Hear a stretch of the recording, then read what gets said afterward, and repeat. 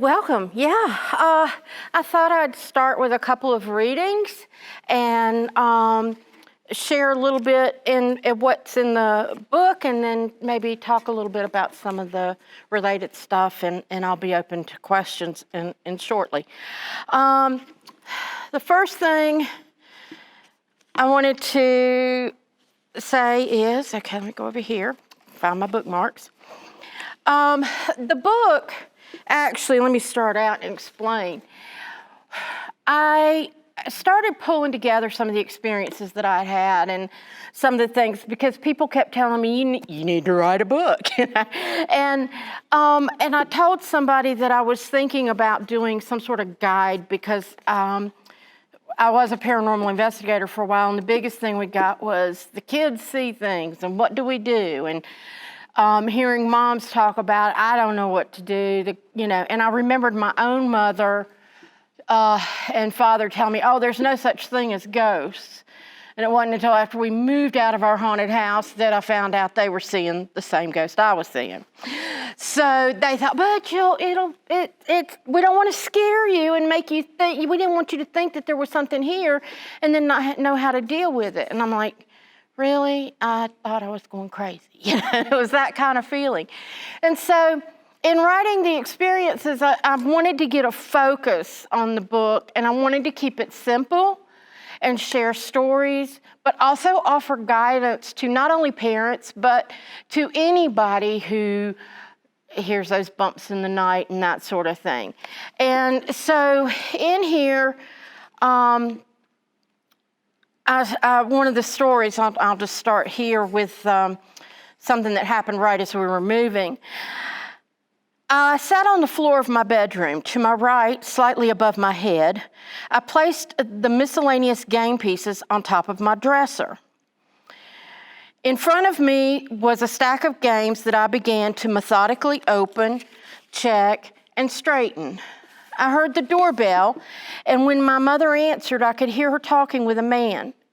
My sister walked from her room down the first set of steps to the landing, listening to the adults. I opened another box, reached for a game piece, and as I put it away, heard tapping on the dresser. The noise was close and just above me, so I knew I hadn't dropped anything on the floor. And it wasn't coming from my sister, mother, or the man at the door. As I realized the clicking sound was on my dresser, I felt the hairs on the back of my neck rise. My head turned to follow my eyes, which moved in seemingly slow motion to the right and then up to the edge of the dresser. As the dresser's top edge came into my eye line, I saw a single game die flip into the air, spin, and land on the dresser. I gasped, stood straight up, lunged for the bedroom door, and bolted to the stairs. She's in my room. She's in my room. From there, we were moving stuff into the new house. And I said, once and for all, I want to know, is there a ghost in our old house or not? My sister and my mother looked at each other, then back at me. Mom took a deep breath. Well, yes, we believe there is, she said. My sister chimed in. We wanted to tell you, but Mom said, we didn't want you to be scared. Scared? I said, scared? I thought I was going crazy. Come on, Mom said, you know you aren't crazy. I think I could handle it better knowing what was there. At least we could talk about it, I said. We did what we thought was best. What if we told you and then you really were scared? Mom was in defensive mode because I was questioning her parenting. I changed directions. So then we talked about that for a while, and it goes on. My daughter had begun seeing, she kept talking about the man under her bed, and she said, there's a man under my bed, and this was when she was about 3 years old. We crawled on the floor and looked under the bed while she peered from above. See, there's no one under your bed. Do you want us to check the closet? She nodded. The closet at the foot of her bed was at the foot of her bed, and she could clearly see inside when we opened the door. There's nothing in there to be afraid of either. Her eyes would search around the room, and though she agreed with us, the fear remained like a haze in the air. My husband and I took turns going through the routines, trying new ideas, and when she would finally doze off, we tiptoed out of the room. Some nights were quiet, but often she came into the den where we were watching television. She would wipe her eyes sleepily, sometimes in tears. Why are you up? The man under my bed. One Saturday morning, we were cleaning the house. I was changing sheets and gathering laundry. My husband was helping my daughter pick up toys in her room and reached under the bed to grab a stuffed animal that had gone astray. If that man under her bed is going to wake her up, the least he could do is retrieve her toys when he comes out, I said. My husband chuckled. Suddenly, I had an idea. Have you ever seen Mommy and Daddy's wedding album? I asked my daughter. No. Do you want to see the pictures? She smiled and nodded. The photo album had been stuck in a closet since we moved into my husband's childhood home the previous year. We had not had a reason to get it out, and so I knew my daughter had never seen the pictures. We sat down together and I opened the book. The standard pictures of us before, during, and after the wedding lined the pages. There's Mommy, she said, pointing to me. She recognized her father in another photo and knew the minister of the church we attended. She identified various relatives and was curious with each turn of the page. Who's that? I asked, pointing to my husband's father. That's the man under my bed, she exclaimed. Really? I was stunned. I pointed to another picture of my father-in-law. Is that the man too? Yes, she seemed happy that we finally identified him. Her grandfather had died from lung cancer before she was born. In fact, he died in the bathroom across the hall from her bedroom. His death, though not unexpected, was sudden. A blood vessel burst in his lung, and he literally bled to death.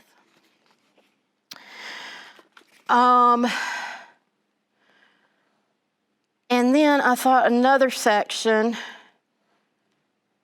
I wanted to top this off because there are other things that happen in the book, and I do tell one story of my sister's experience with my niece, and my niece was actually slapped, and it left an adult handprint on her face. And my sister, of course, nobody was near her. The kid just screamed, and my sister said, "What's wrong?" And she said, "Somebody hit me."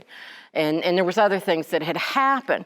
But that is so rare, and that's one of the things I address in this book.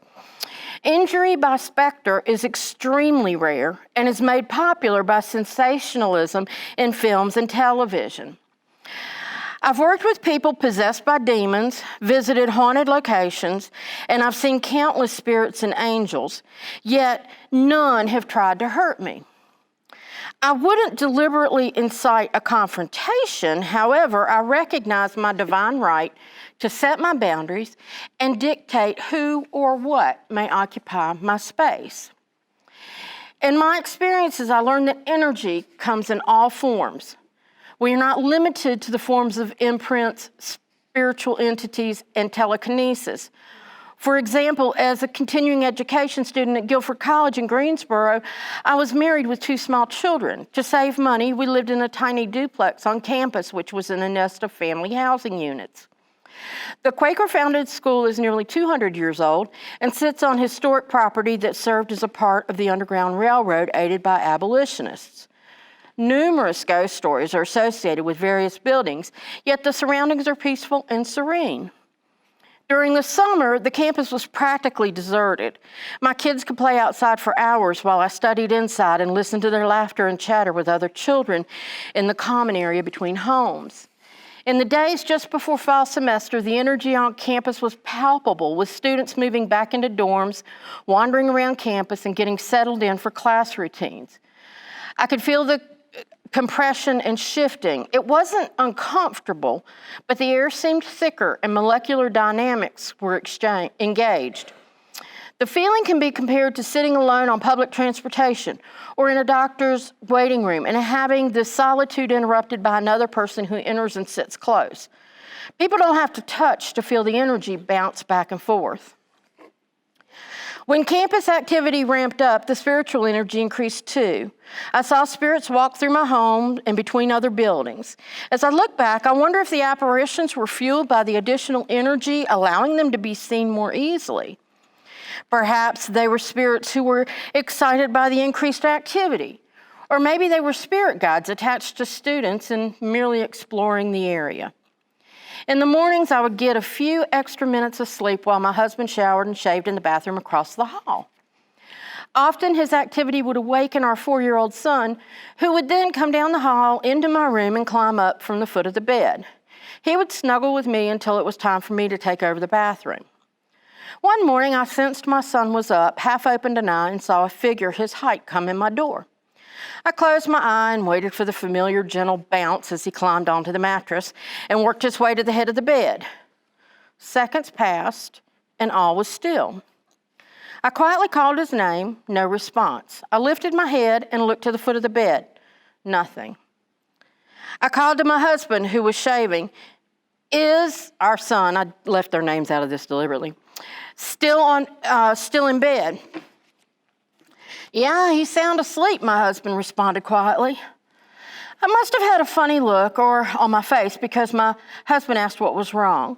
I explained what happened. We both shrugged and surmised someone was just passing through. So those are some of the tidbits from the book. I'm willing to answer questions, or I'm willing to talk about expand on any of the stories, or tell you about some stuff that's not in the book. What would you like? About the what? Something that's not in the book. I made some notes so I wouldn't forget.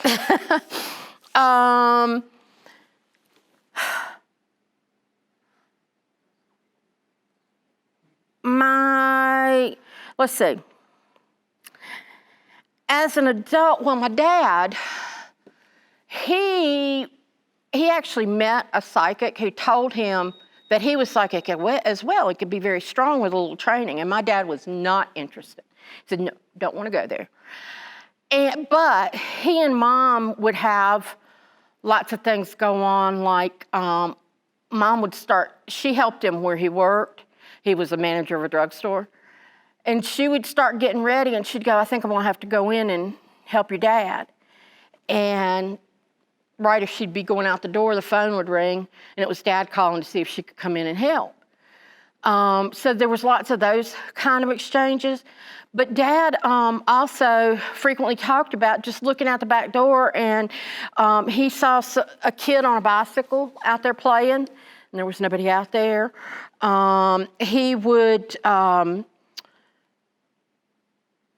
He would see people. There was a farmer in the yard one time. There was a man kneeling at the car, and he went out to see what the man wanted, and there was nobody there. It was just things like that he would see often and just kind of go, oh, well, there it goes.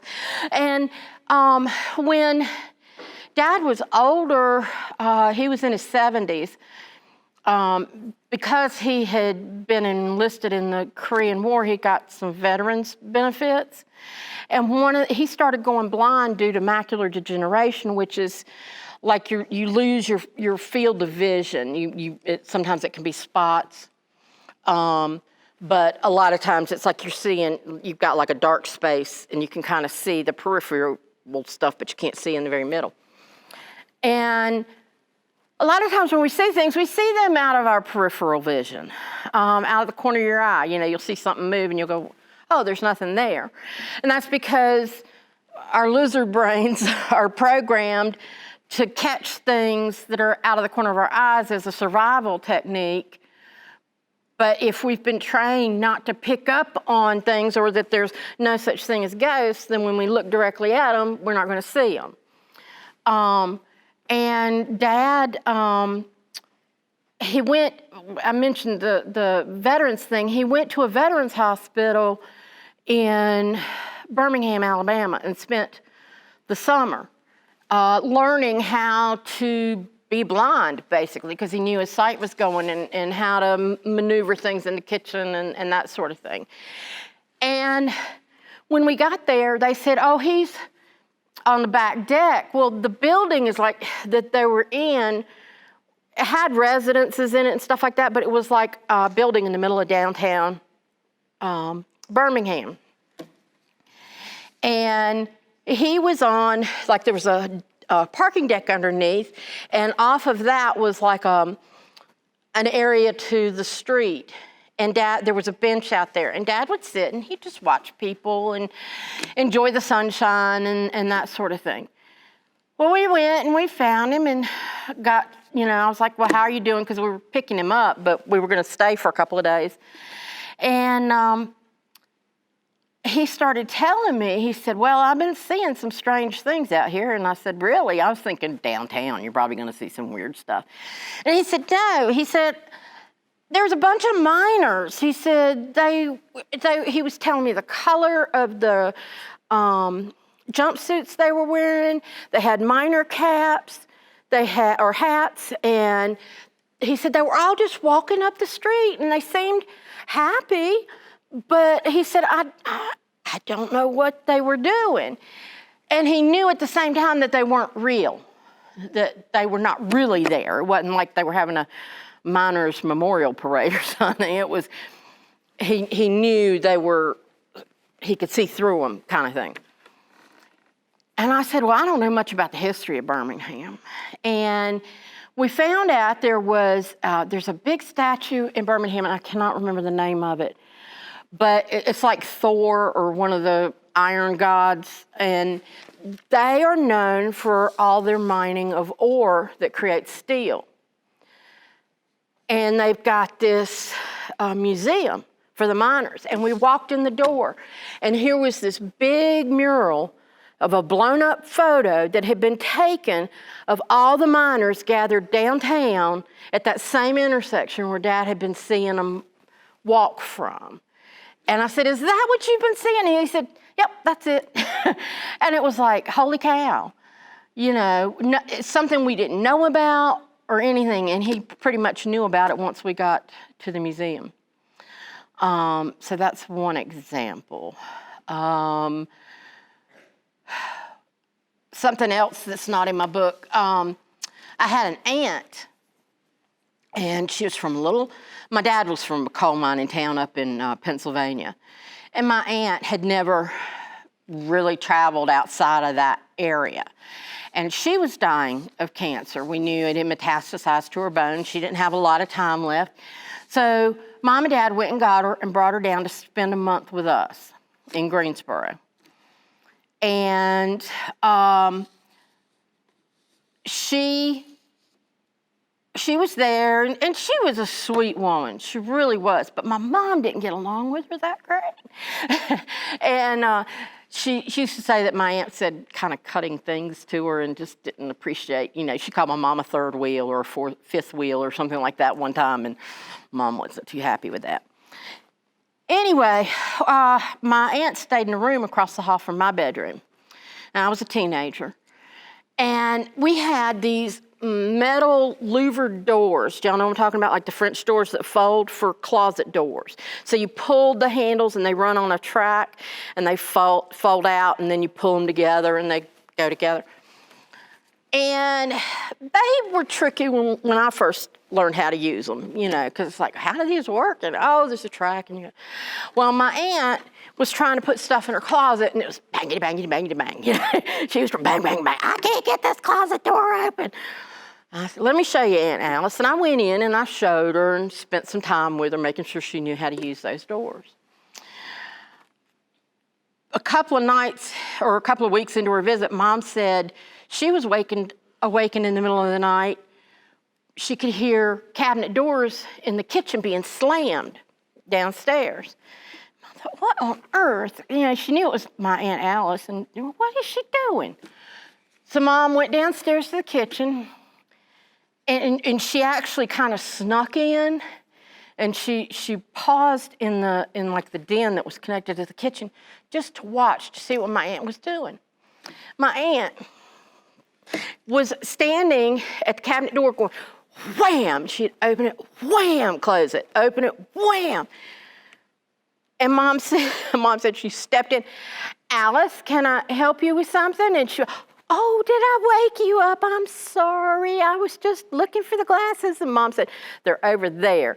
And she knew my aunt was lonely. She was awake in the middle of the night and she just wanted company. But she was being, what's the word? Passive aggressive. Do something to make the other person react instead of just asking for what you want. So fast forward, my aunt goes home. A few months later, she passes away. I was in my room, and my mother was upstairs in her room. It was in the afternoon, and I heard the closet doors in the room across the hall, whackety, whackety, whackety, whackety. And I thought, oh Lord, my aunt's back. And my mother was coming down the hall and was getting ready to go down the stairs, and I said, Mom, and she said, yeah. I said, have you heard anything from Aunt Alice? And Mom goes, oh God, is she bothering you too? She had been hearing the cabinet door slam. And so I was like, okay, she's just letting us. And once we acknowledged that, yeah, thanks for dropping by, we never heard any more from her. So lots of stuff like that. Any other questions? How many of y'all how many of y'all like to write? That you enjoy it? I don't like people. What makes writing so hard? Getting ideas? Is that, okay, what else? Professionalism? So you think you got to write fancy and be all,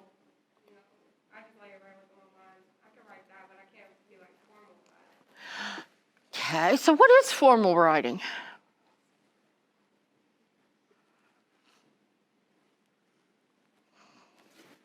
And maybe if you're given a dissertation, but people tell stories all the time, and it's the fact that it's in their own words and that you're not using somebody else's words to tell it. And if grammar bothers you, there's tips and tricks and things that you can learn to improve along the way. When I first started teaching grammar, I had the general feel for it and knew things, but I didn't know why I knew. And as I was teaching it, I picked up more information. And it was like, oh, that's why we do that. Okay, so then I could explain it to other people better. But people still make mistakes, and that's what editors are for. And getting ideas, depending on what you're writing about, a lot of times the getting ideas is the fact that you lack focus. Somebody can tell you to write on a topic like ghosts. Yeah. I hate to write because I don't know what to write. But when you think about it, there's so much about them. Are you going to try to say that they're not real, or are you going to try to say they are real?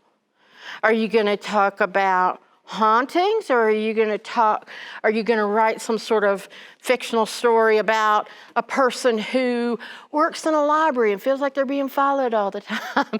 And what aspect do you want to focus on? And the more you focus and you narrow down your topic, then you can start imagining. And if you're writing fiction, give your characters details before you even start writing their story. Who are they? Are they married? Are they single? Are they young? Are they old? Do they have children? Do they not have children? Are they in school? Are they not in school? What makes them tick? Is there a relative living nearby, or relatives? Are they bugged by a brother or a sister or a cousin? You start creating your characters, and then when you put them in the story that you want to put them in, they kind of come alive and the story writes itself. But again, it's having that focus. What do you want them to do? Where are they going? And what's the end result going to be? But that's the biggest problem I saw, and all the times I taught, was people were not focused. They just think, topic and they don't know where to land. So it's just, ooh, I don't want to write. I can't do that. Yes, you can. Use your words. If you can talk, you can write. Any other questions? You said you worked with possessed people. Could you tell a story about one? Yeah, there was one guy that he was actually in Atlanta, and I was dealing with him by phone call, like Skype. And he wasn't Reagan in The Exorcist with the spinning head and pea soup type of thing. And that is so also very not the way exorcisms go. They are typically, they'll have gaps of time where they don't feel like that they were in control, or they have, like a lot of times it's a voice. It's like they hear this extra voice. They feel prompted to do things. And this guy, I did a psychic reading on him, and I could see this thing. And I said, it is on you like a cape. It was like this dark black creature that was hovering on his back. And the head of the creature was like on top of his head. And I worked with the guy because nothing can possess you unless you ask for it. It has to be invited. It has to be encouraged. And this guy was very normally shy and reserved and didn't stand up for himself. And this thing kind of started talking in his ear and going, you can do this. You have the power. You're strong. Why don't you do that? Why don't you do this? And he knew it wasn't like a guide or something prompting him in a positive way. It was a very negative type of, and he felt heavy and he felt dark and depressed. But yet this thing, when it would tell him to do things, he felt much more in control of his life. And he could talk to people with confidence and that sort of thing. He could play a better game, so to speak. And when I started describing to the guy what I was seeing, he's going, yeah, I always feel like there's a weight on my head and it feels tight.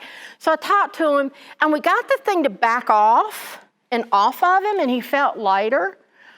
But as I worked with him and found out why it was there and why he was attracting it and all that stuff, and we had several sessions, he got to the point where I recognized he was not ready to let go. That thing was going to hang around until he was ready to let go.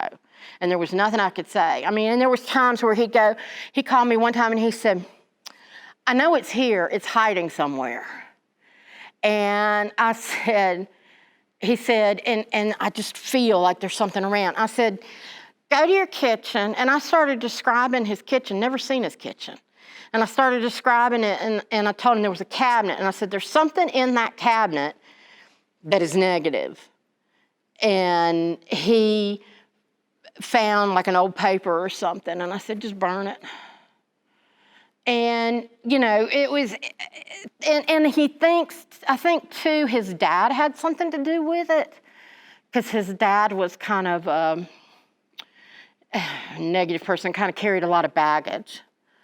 And there's a lot more to the subtext of that, but that's just kind of a general explanation. Does it scare me? No. I had another woman. I was actually in a workshop with her, and we were practicing on each other doing readings and things. And I said, you got problems with your right ear and shoulder? And she said, yeah. She said, it hurts a lot, and I can't figure out what's causing it. And I said, you got a gargoyle sitting on your shoulder. And we talked it away. And it because it was and it was feeding her negative things. And she would get angrier with her husband and things like that. She didn't know why. And so we worked on what her insecurities and her needs were. And I remember the thing it wasn't like if it was here, you could see it running through, but I could see it psychically, I guess. And I know that sounds weird, but I could see it kind of in the corner of the room we were in. And I knew it was just waiting, because it was like, you're not going to be able to do this. I mean, it was just sitting there going, you're not going to succeed. You can't get rid of me. But we did. We got her to we resolved whatever issue she was having that was keeping that hanging around. And I sent it to the light, and the other people in the room, what I saw was like a beam of light, kind of like in Ghost, where you see the light come down to get Patrick Swayze. It was that kind of thing. And I was like going, oh, okay, it's going to be that way. And it went up. The other people in the room I said, did y'all see that? And they said, yeah, we saw the light. Yeah, we saw the light. They couldn't see what I was seeing, but they saw the light. And so I was like, well, that's good validation. I'm not totally nuts. At least not to them, I wasn't. Might be to y'all. But yeah, things are around, and but if you don't attract them, and you don't invite them, and you don't play with Ouija boards. Yes. It's like dialing a random phone number. And some are benevolent and some are not. My mom summoned a demon this morning. Very possible. Yeah, shook the bed and then threw a ball at my said. Yeah. Don't piss off the demons, okay? How would you attract that negative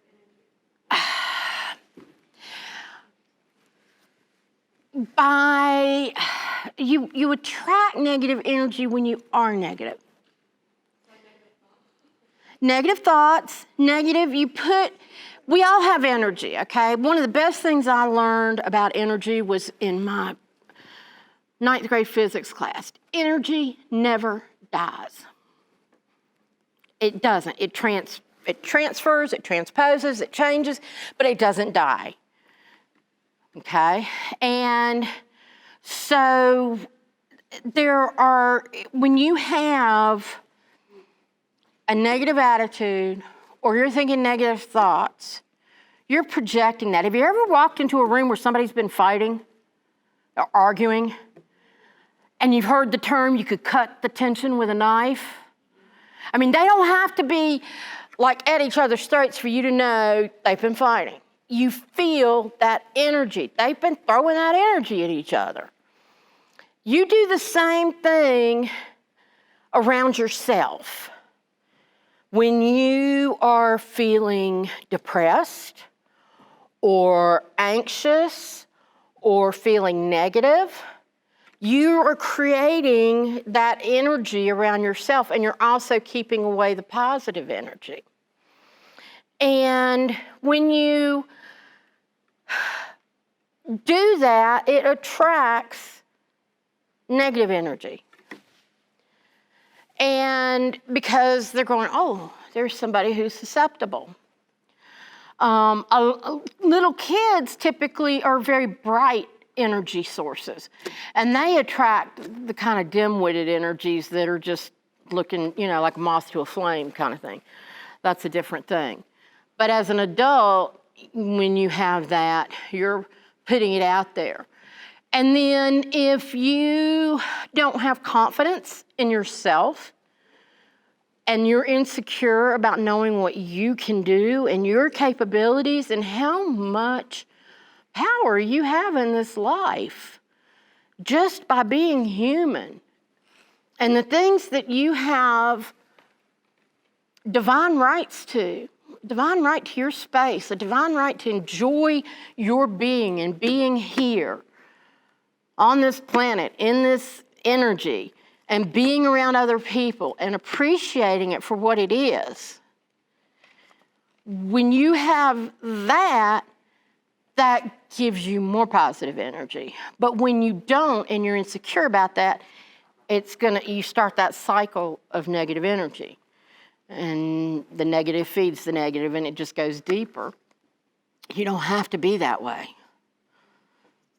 It's recognizing the light that's inside of you. And you can call that light whatever it is, your soul, your being, your essence, whatever. But everybody has it, and everybody has free will, and everybody has divine rights. And so you have to engage with them and recognize. And that's one of the things I talk about in my book is, when you are bothered or you think that something's in your space, all you have to do is tell it to go away. It's not allowed to be there. It's like a total stranger just walking in your door. Would you allow that? If you shut your bedroom door and your little brother walks in, get out of here, I have my door closed. Well, hello. You can do that with any energy. And if somebody knocks on your door and you open it and you don't want to deal with them, sorry, no, I don't want any, goodbye, and you close the door. Same deal with whether you can see it or not. If you feel like it's around, no, you're not allowed to be here. This is my space.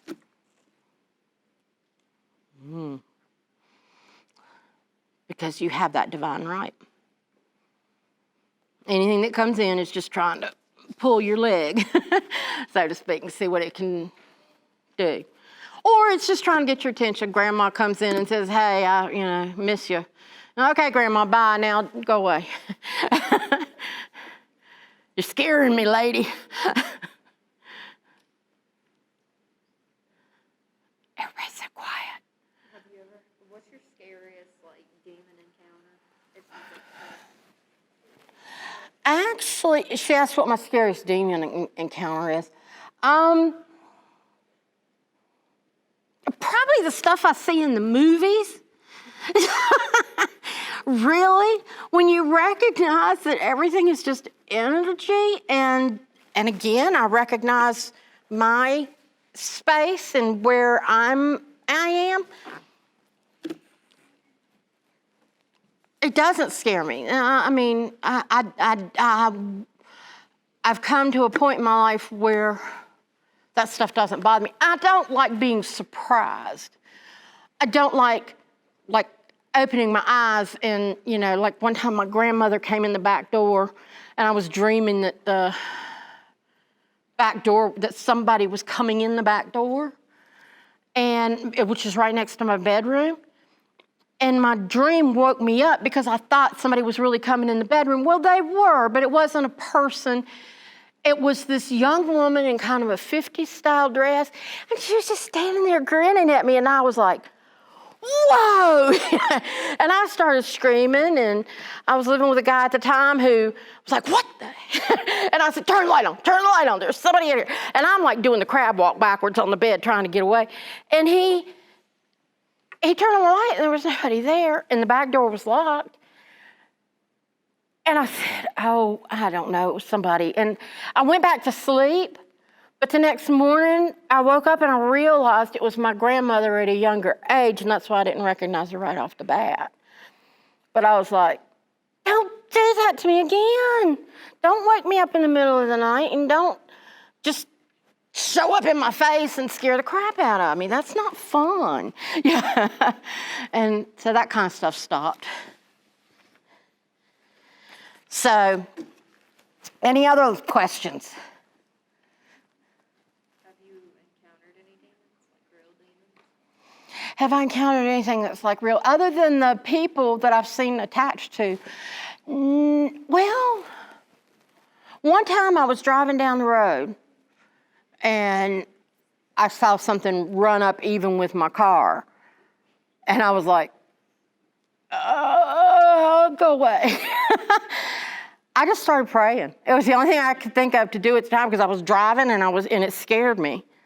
But it was some other stuff had been going on too, and I had felt that energy around.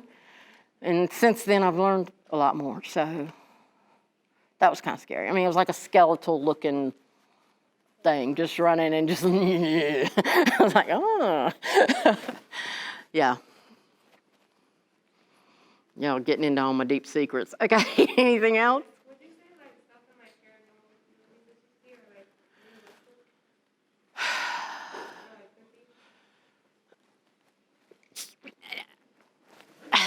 It's Hollywood. They got to sell movies, or filmmakers. They want to sell movies. The stuff that they show is so rare. I have had things disappear and reappear. You took that, bring it back, I need it. And the item would appear within the next day or two. But to have stuff like flying around the kitchen and chairs stack up on their own and, that is so rare, if ever. Now, she said your mother was playing with a Ouija board and felt the bed shake and that sort of thing. And without seeing it, there's no way to verify it. But I believe it's possible. Yes. Next to a graveyard. Yeah.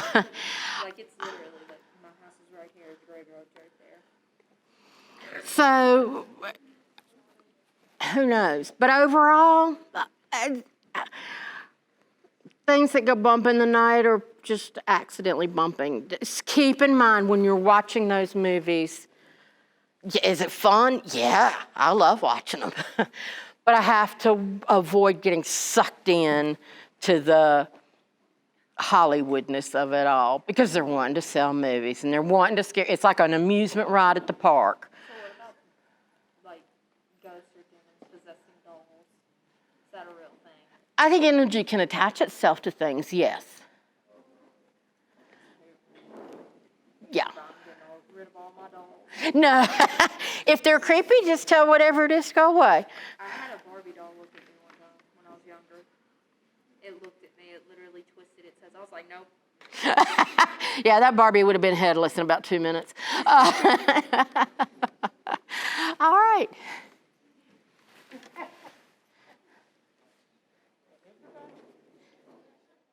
Did you? Okay, yeah, go ahead.